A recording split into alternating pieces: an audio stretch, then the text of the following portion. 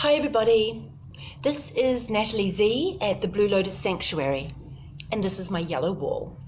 Hi, I run a spiritual hub or centre in Te Kapuna, and we have lots of different events and sessions working with singles and couples, men and women, and children if they need it too. People don't really know my story, my history. So I'm going to start a little bit talking about my history and my connections with the world of Reiki. Sorry if I'm not looking at the right place on the camera. I always get confused with this, so I'm just going to talk. My Reiki journey has been an interesting one. It was the first of my kind of interactions with the energetic spiritual world, and it came at a time that I was engrossed in the material world with a fairly wealthy man that I was with, and also in the corporate world, working with computers and marketing and support, running around in planes, doing things in all kinds of weird and wonderful places.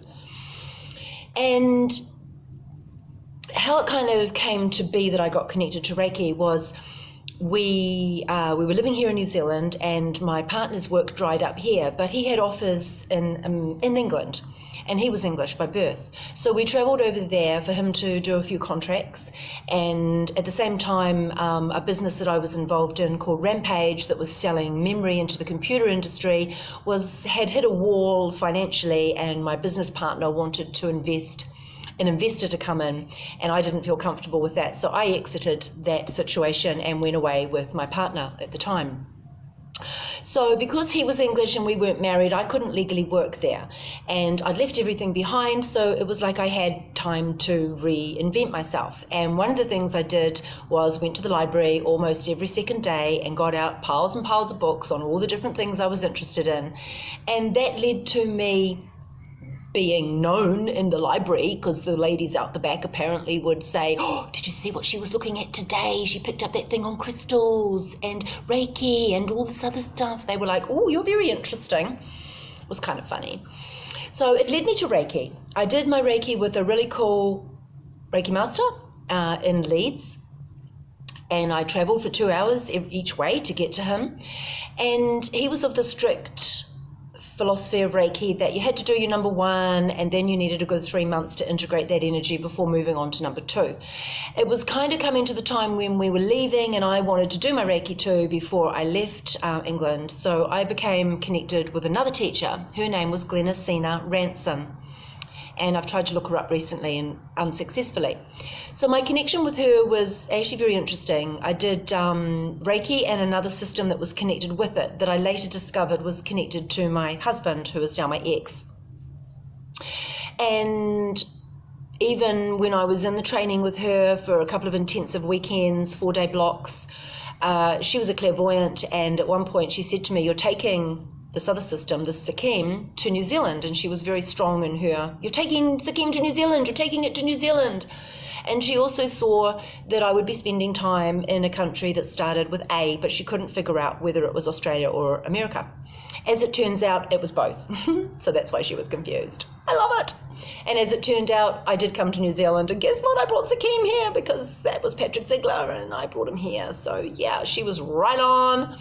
And I had a fantastic experience. The other thing that happened when I got back was there was a Reiki Masters conference happening. And I rushed down there in my newly initiated state, and, you know, lots of energy flowing, and very happy about being in this wonderful world with Reiki and Sikkim, this Teramai thing. And I came up against the stoic Yusui Reiki wall. And during the conference, I was the only one out of a group of about 30 that said I was doing anything different to this Yusui Reiki. Except in the break times, people would come up to me and say, "Oh, you're very brave for talking about that," getting the ridicule in the faces. But they were doing it too, but they weren't brave enough to stand up and say it. One of the guys I connected with there was Australian, and he took off back to Australia. And I can't remember how long it was, maybe a year or so later, he wrote to me and said, "Oh, look, that Sikkim thing you're doing, connected with the Teramai, Patrick Ziegler, he's the founder, goes through him, he's coming to New Zealand." There we go. So that was interesting. I was with a man, the man with money, and had a wonderful life, and I had picked up this little hobby in his eyes, my Reiki. And that led me to doing a workshop and a year's training with Patrick Ziegler in America, which meant I went to America. It meant he came here, and then I went back to America. And throughout this time period, we kind of got connected on an intimate level. And my life changed radically because I got pregnant.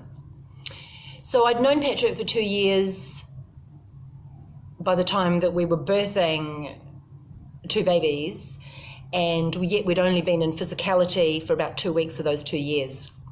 So that whole history of the relationship is another story. But during my process with Reiki, I connected with several other systems that were similar, and I did something called ultimate healing. I did something else in the Reiki field that was sort of connected. Can't even remember what that one was called.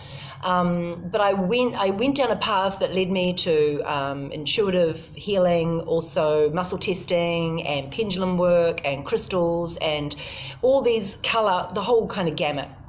And I, even at that early stage when I was still with my money man, I was running little workshops for people, integrating Reiki with these other things that I'd found, these other tools that I'd found really, really helpful. And I hadn't even really touched on any of the mental concepts and belief structure stuff that can be rewired or any of the awakening. This was really just energetic, helping, healing, using energy and these other tools. One of the other interesting factors is that I am now the present holder of a whole pile of information of letters and sequence of letters between Patrick and Tom Seaman and Phoenix Summerfield and someone else, can't remember her name either. But there was a lot of political stuff that was going on in the early days of Reiki. And it's really interesting to follow and work through these letters, and kind of it shows a different side, is what I'm saying.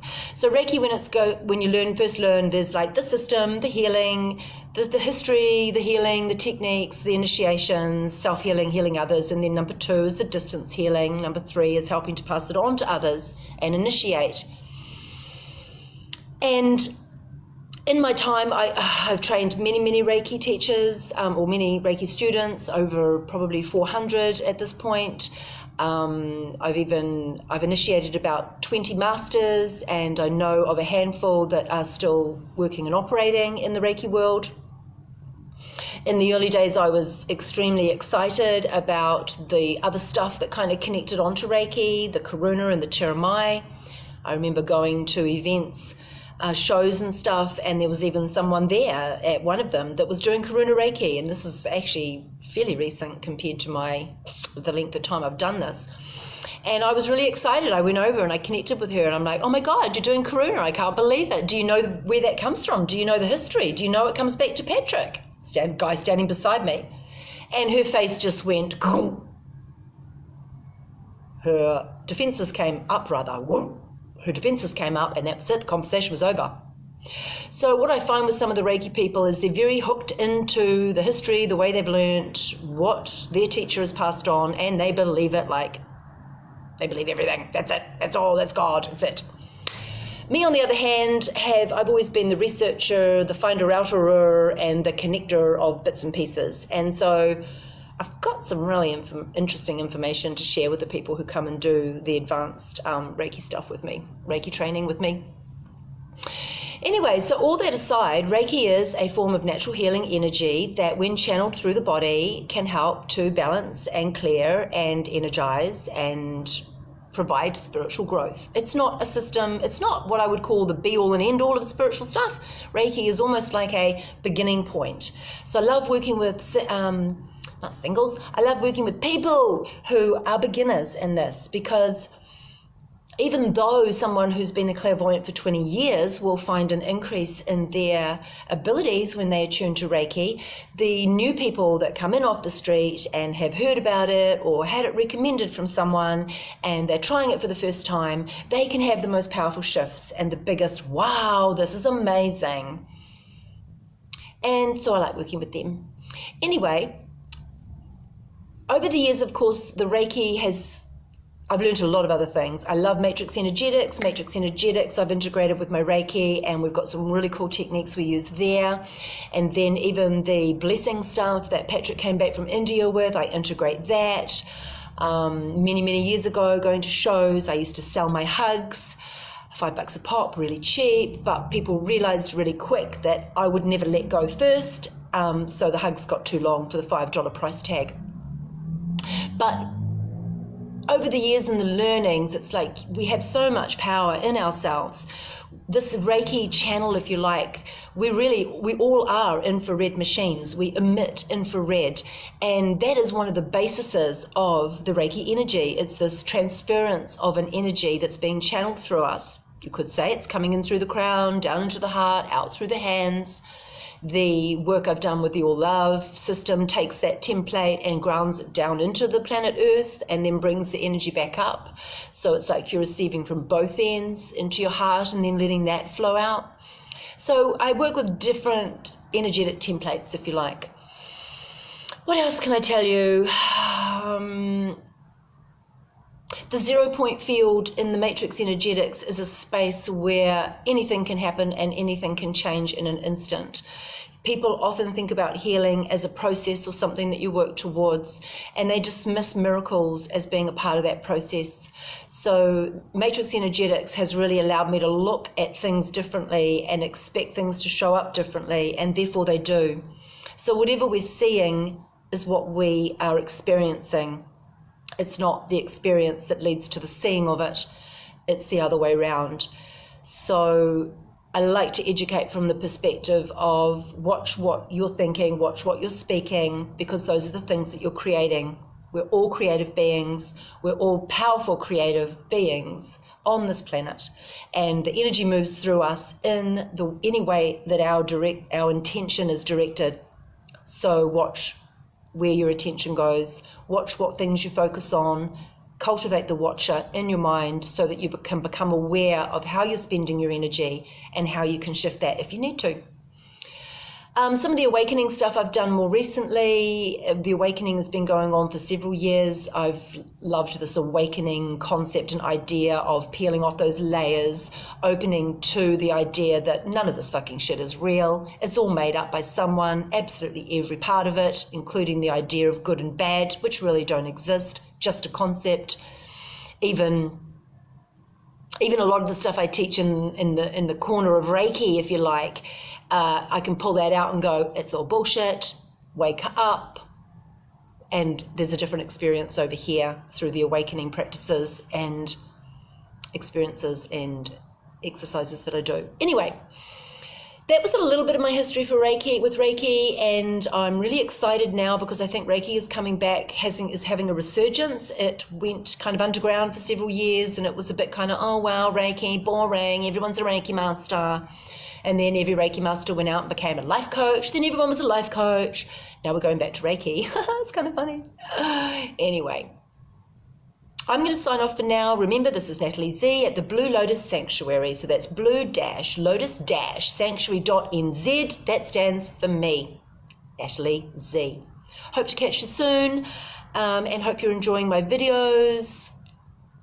Thank you. Love you all.